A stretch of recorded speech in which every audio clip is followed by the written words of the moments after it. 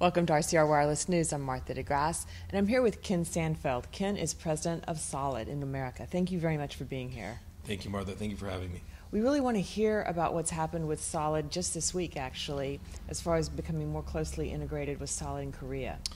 Yes, today we announced the acquisition, SOLiD's acquisition of Reach Holdings. Okay. Reach Holdings was the exclusive business partner in North America for SOLiD for the DAS products. And today we announced that SOLiD has acquired the assets of Reach Holdings. So we technically now are all one SOLiD. So you've always been affiliated with SOLiD in Korea, but now you're actually part of that company, right? Yes, we've always been affiliated. That's why we were doing business as SOLiD, because we were very close, exclusive business partners for over 6 years. And now SOLiD is taking it to that next level to make a stronger push into the North American market and on a global scale. SOLiD is making a big push, globally. Okay, so let's talk a little bit about your DAS business here in North America. Can you share any numbers about the size of your DAS business? Yes. So the SOLiD Inc. is about 1,000 employees. In the U.S., we have about 75 employees and growing quickly. The size of the DAS business globally for us is about $100 million and growing fairly quickly, and which reflects our desires to have our business entities all part of SOLiD and our relationships all tight so we can continue that growth. Okay, and I think you're here in Austin for Verizon's in-building wireless program. You are a Verizon DAS vendor. So what can you tell us about trends that you're seeing in building? We'll talk about that first, and then a little bit about outdoor DAS. Yes. So, you're going to hear a lot of discussions from us about the middle price, which is an initiative we began last year, and our product lines are going to start reflecting that as we bring out new solutions that allow us to reduce cost and increase efficiencies on installing in the middle price. You're going to see a stronger focus on outdoor DAS as well, new solutions to allow for ultra densification in the city cores. And the focus overall on capturing that middle price is going to continue to be stronger and stronger. At Verizon, at IBTUF this week, we're announcing our new 2-watt product, which is specifically designed to reduce cost, increase power levels, to be able to get the RSSI levels up to a point where the LTE is performing at full capacity. So those are some of the things that we're doing here this week at IBTUF. So that's a little bit of a lower power solution? Yeah, so we have had our successful 5-watt. Yeah. It's been in the market for a few years now, really popular. 20 watts, a very common higher power. 1 watt used to be our previous standard. So now we're basically focusing on a 2-watt, which is happy medium. Yeah, exactly. So same exact product basically. 2-watt on every band, same outdoor capable modular hot swappable box that people have enjoyed for years.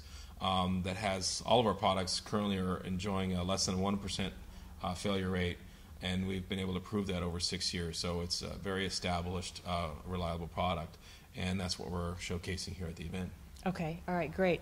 And let's talk a little bit about outdoor DAS, ODAS. I know that you and I were talking before this about dead spots in some of the more dense urban environments and some of the challenges that carriers and vendors face trying to work with municipalities to get those covered, right? Yes. So there's 2 key elements to ODAS being success, and of course a lot of it's talked about is, do you have the fiber in the ground? So assuming obviously you need cables to get to those poles. The 2 key elements are, for a carrier is, being able to get those solutions permitted and accepted by the cities. That's obviously a challenge, right? So that's driven by aesthetics mostly, size. How much can I put on that light pole? The other thing is from a maintenance engineering perspective is, how much resources from my engineering team at the operator do I require to optimize that solution, which is why small cells have been favored because they're fairly able to handle that interference mitigation, right? So our push is we believe that the DAS remote on the pole is actually the better solution, and by having more of the radio resources being able to control those elements from the central location, that actually will be ultimately a better solution because there's less electronics at the pole.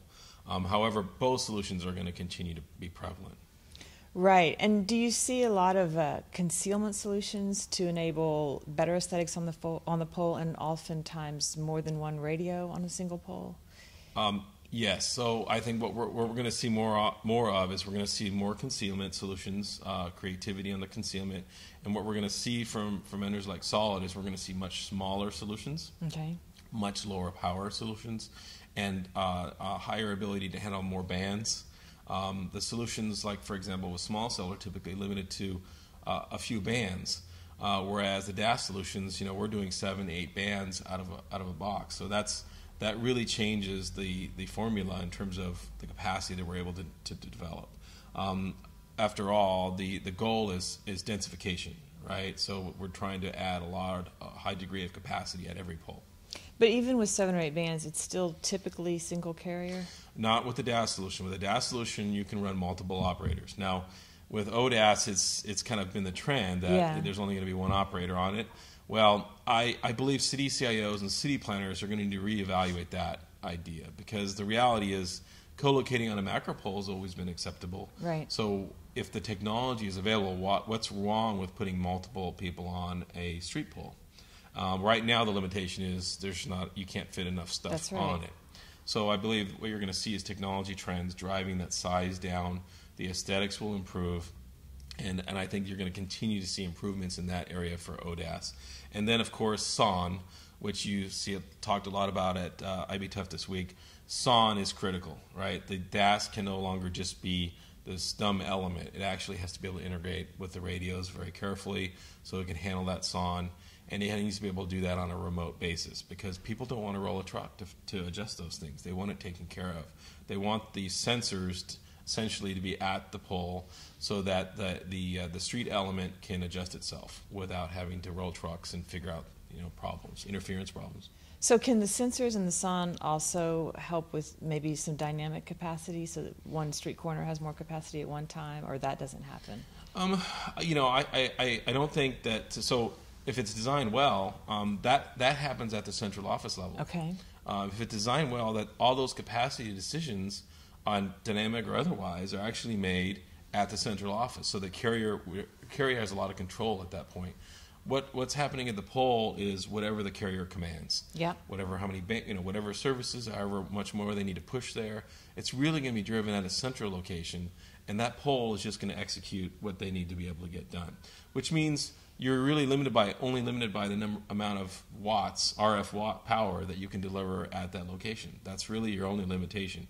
And that, of course, is driven by the amount of power consumption and the amount of aesthetic size, which is why we're focused on new generations of digital amplifiers that are much, much smaller, using new technologies of silicon instead of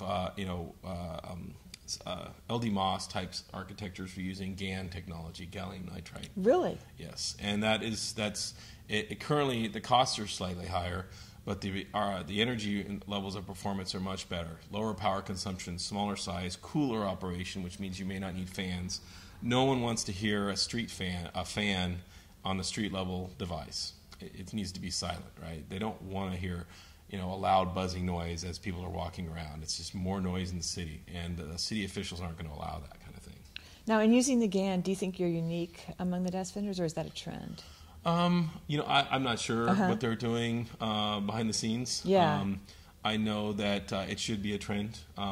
For example, one of the problems with the LDMOS and that market is it's very much driven by a lot of the Chinese vendors, and so there's supply issues, right? If they can consume a lot more, then all of a sudden other vendors can't access those devices. Yeah. And so, whereas, with GaN, we can purchase them in other parts of the world. Interesting. Yeah, I know. I think Freescale and now NXP has been using that at the base station level, right? Exactly. So okay. Exactly. And we've been proving it quite well in other markets in the world as well. Interesting. Okay, before I let you go, I do want to get back to indoor for one more topic, because I heard you speak at HetNet Expo on a panel where Wi-Fi was one of the discussion points, and I know that probably comes up in a lot of your conversations about indoor solutions. So I'd just like to hear your perspective for really what you're hearing from the enterprises about, Wi-Fi is becoming more robust, in some cases supporting voice. How does that impact DAS? I believe that Wi-Fi is continuing to be a strong, prevalent player in delivering data and voice at any type of project. I believe that the licensed and unlicensed bands are going to be used as part of a toolkit approach. We've always been talking, SOLiD has always been talking about a toolkit approach. That doesn't mean we're going to be developing Wi-Fi access points. It means that our infrastructure solutions that go in a building need to be able to transport Ethernet in order to add a device. So if we put a device on the ceiling, and this is a trend we are seeing in the industry, is that if you put a device on the ceiling that does licensed bands, what's wrong with being able to connect an access point to that same infrastructure to also deploy Wi-Fi? Now, what about the other side, though? What if you're putting a Wi-Fi access point on the ceiling and you want to add cellular? Do you think that the Wi-Fi OEMs are becoming more of a path to market for DAS, small cells? Well, really it's all about the cable, right? Yep. So if you have a piece of Cat6 in the ceiling, technically it doesn't matter which one you connect first, you can pull off of that, right? Okay. You can fit approximately 10 gigabits, in our case about 400 megahertz of RF onto that Cat6 cable. Okay. And if you want to use that for different purposes and use some more Ethernet, that's fine too. It doesn't really matter. It's all, at that point, it's all a use of the cable. Okay. And so the cable drives everything, right, if you're able to run on that cable. Okay. All right. Anything else you want to highlight for us today? I think that's it. Really excited to be at IBTUF this week, and really glad to announce SOLiD's acquisition of Reach, and really excited about 2016 and all the great things to come. It's going to be a really phenomenal year in the DAS, small cell space in general. The densification market, I think, is really going to start heating up. I think it's going to get a lot stronger. Yeah, we're hearing about enterprises finally having some budget. As I think maybe last year was a little bit of a gap year, but you're hearing the same, right? We are, and I think we're hearing a lot more enthusiasm about newer types of lower cost signal sources. You got the guys out there developing solutions like Spider Cloud and other vendors that are developing products that potentially could be bought by an enterprise. I mean, the key to the success for in-building for the carriers is really going to be the availability of products that can be purchased by an enterprise, so that essentially the connection for the carrier is a lot more like it used to be, which is like a retransmit agreement. It's not going to be called that, but it's going to be basically if the carrier wants to be in that facility and the enterprise is going to pay for XYZ equipment, that they can potentially say, all right, we'll let you turn that system on and we'll contribute this way. We'll either connect a pipe to it and pay for that, or we won't pay for anything and we'll let you turn it on or whatever. And so that will enable enterprises to help themselves. Whereas today, a lot of times they're still at the mercy of if someone says no, then they don't get nothing. So even if they're willing to pay for an in-building infrastructure, and that's been the case. I mean, I've been in the industry a long time, and it's always been the case. That's always been the limitation of the growth of the enterprise middle price segment, is that formula issue. Yeah, we're hearing that among the carriers, T-Mobile is perhaps the most accommodating right now with these enterprises. They like to say yes. That's good. But none of the operators, all the operators are trying to watch their capital spend. Yeah. Right, and so that's why, at SOL we believe that the equipment is going to trend more towards things that the enterprise buys long term. Yeah. Whether it be an ENO-B radio card, or whether it be DAS equipment or antennas or whatever it may be. So the carriers are going to continue to want to participate and operate that. The third-party owners are also going to be very, very strong. they're going to be going into smaller types of projects that previously were not something to want to touch, because their ability to get equipment that can turn the carrier signal on is going to become more prevalent over the next few years. And so that's really going to drive the middle ground space. There's people that want to spend money in it. They want to capture that value that's in the middle price. Well, great. All right. Ken Sandfeld, President of SOLiD North America. Thank you very much. Thank you for having me. Thank you.